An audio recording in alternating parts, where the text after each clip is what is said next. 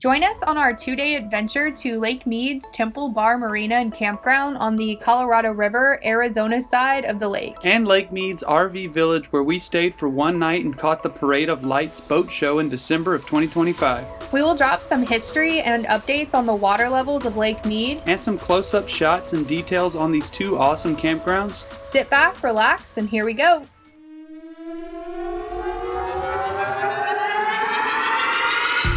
Welcome to Drone Hypnotics. I'm Kelby. I'm Courtney. We're a married couple who quit our 9-to-5s and are traveling full-time in our off-grid travel trailer. Join us as we set out in search of beauty and hidden histories of the most iconic landscapes in the western U.S. region. Make sure you hit that subscribe button. Here we go.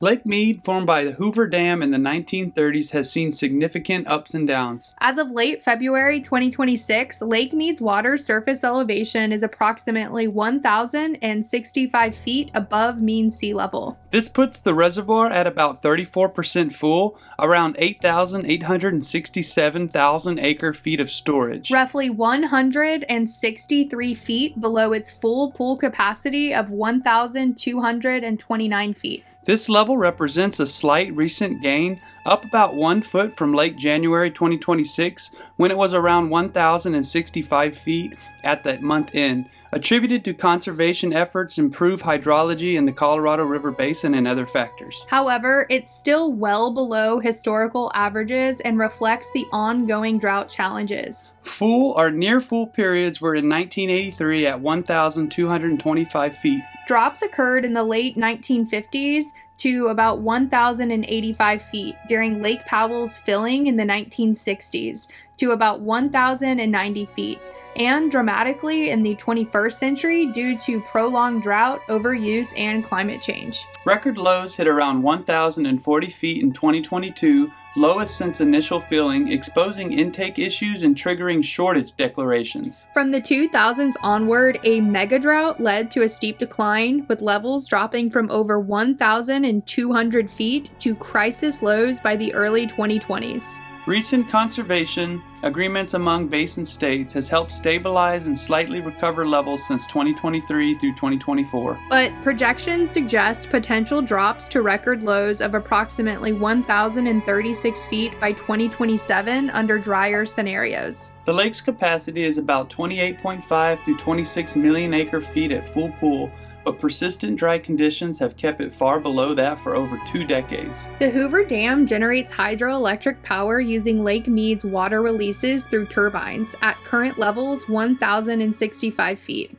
Generation remains fully operational as minimum power pool is around 950 feet, where efficiency drops significantly and turbine capability declines notably below 1,050 feet. No major curtailments are reported for 2026 at these elevations, though lower basin releases are ongoing. Projections and concerns: under drier scenarios, levels could approach ranges around 1,000 to 950 feet, where Hoover's output is reduced, potentially slashed by 70% at 1,035 feet. Which would force reliance on lower capacity outlet works. Post-2026 operating guidelines are under discussion, with a missed mid-February 2026 deadline for state agreements, amid risks to power for Arizona, Nevada, California, and others. Overall, the dam continues to produce power, but long-term drought threatens reliability, prompting shifts towards renewables in affected areas. Unfortunately, my bike broke on our long bike ride journey down the steep incline to Temple Bar boat ramp, and Kelby had to one-wheel it all the way back to the campground for me.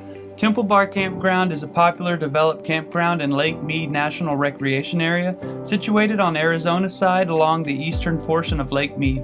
This area marks where the Colorado River transitions into the reservoir, Lake Mead, in the Temple Basin, offering direct direct access to the lake's upper reaches fed by the Colorado River. Approximately 100 to 152 campsites. There's paved asphalt sites that accommodate tents, RVs, trailers, and up to 8 people. Many sites are larger with natural shade from trees like oleander, eucalyptus, olive, ghost gum, and some juniper Joshua trees in the high desert landscape. There's picnic tables, fire pits and grills, restrooms, flush toilets with sinks, no showers, water spigots throughout, RV dump station, and water refill near the entrance. There are no full hookups in the main NPS campground, which is where we stayed. Note that there is a distinction between the NPS-operated Bar Rv Campground, which is primitive developed sites with no hookups, and the nearby Bar Marina RV Park, which is a concessionaire run with full hookups. Both are in the same area tied to the marina for lake access. We paid $20 a night for our site, and you could book it online at recreation.gov. Next stop was Lake Mead RV Village.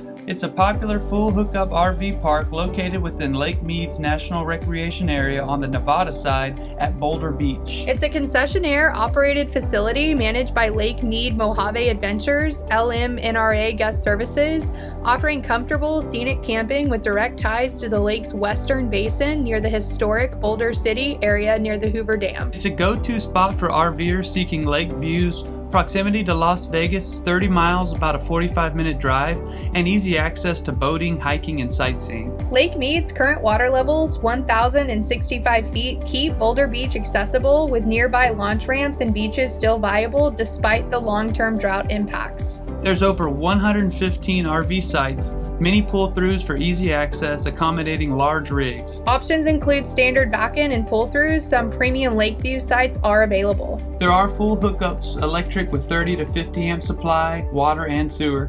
We did get lucky and were able to catch the Lake Mead Parade of Lights, also called the Annual Parade of Lights or Holiday Boat Parade.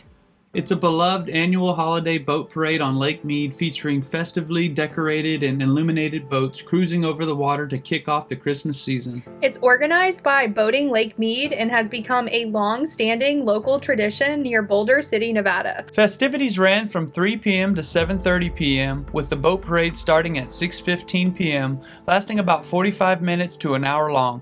The parade was viewed from Boulder Beach, just a short walk from Lake Mead RV Village and other nearby spots, offering excellent shoreline vantage points. Boats paraded across the Boulder Basin area of Lake Mead. It was completely free to attend and view from the shore. Public voting for favorite boats opened around 5 p.m., encouraging community engagement and helping select winners.